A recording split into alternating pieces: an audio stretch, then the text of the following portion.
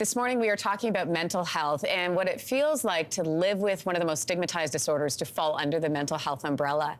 It took decades for our next guest to get a diagnosis that would help set her on a path toward healing and understanding the way she moves through the world. Miranda Newman lives with borderline personality disorder.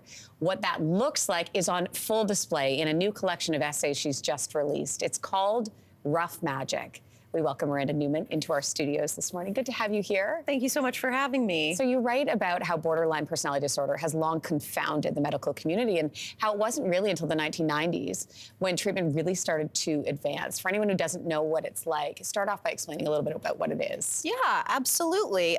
So first, I'd just like to preface this by saying, people's BPD looks a little differently person to person. It is a broad diagnosis, so what I experience might not be what the next person experiences.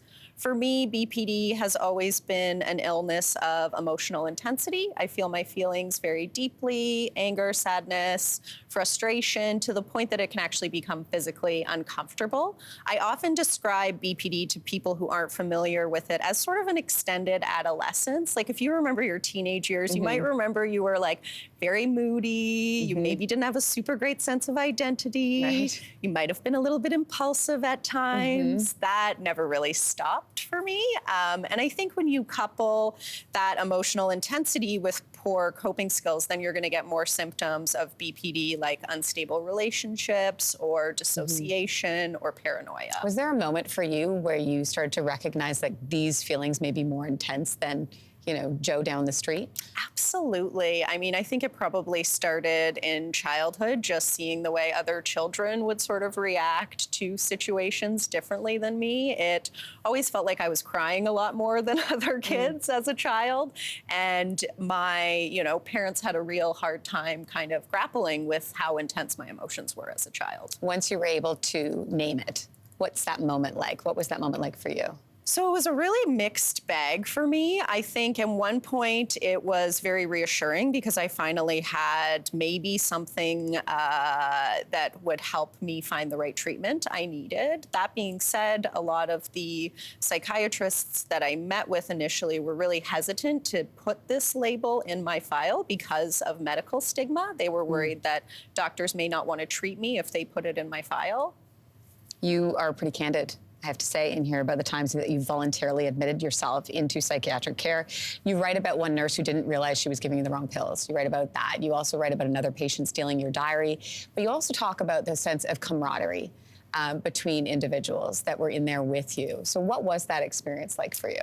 Yeah, so I want to be careful. I don't want to discourage anybody from reaching out for help if they need it, because if you're in crisis, you should absolutely seek out inpatient mental health. That said, it can be a very difficult experience. I think when you're going into care, you're going into a place of safety, but in order to do that, you have to give up all your freedom, which can be really challenging, especially the first time you go through it.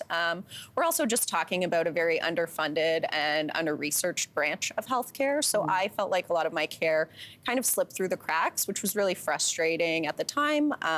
That said, I did meet some really wonderful people in the hospital who were also there to try to get help. And being able to talk to people who had been through similar experiences was just really reassuring to me. It was made me feel less alone during a time I was pretty isolated. It takes a lot of vulnerability. It takes a lot of courage to put this down on paper and to put it in a book form. What do you want people to take from the book? Yeah, so I think the biggest thing around BPD is there's so much stigma and misinformation. So this book is really just trying to break up some of that stigma, to really communicate to people that BPD doesn't necessarily look one way. You only need to meet 5 out of a possible 9 symptoms historically to get the diagnosis. So we're talking about like 256 possible symptom combinations, countless presentations of the disorder. So I really want people to move away from the stereotypes of what BPD is. And my hope is that this book will help educate others and hopefully help people without BPD practice a little bit more empathy towards people with the disorder. Miranda, thank you so much for being in studio today. The book is called Rough Magic. Hey, thanks for watching. If you liked this, be sure to subscribe here, or you can check out more Your Morning videos right here.